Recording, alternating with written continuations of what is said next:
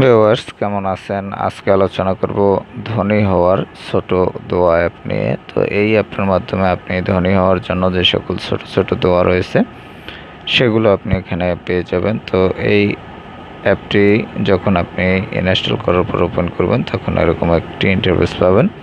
এখানে দেখতে পাচ্ছেন প্রথমেই যে অপশনটি পাবেন এর মধ্যে রয়েছে অঢেল সম্পত্তির মালিক হওয়ার দোয়া, তারপর রয়েছে ধন সম্পদ ও নেক হায়াত বৃদ্ধি, তারপর রয়েছে ধন সম্পদ বৃদ্ধির আমল, এরপরে রয়েছে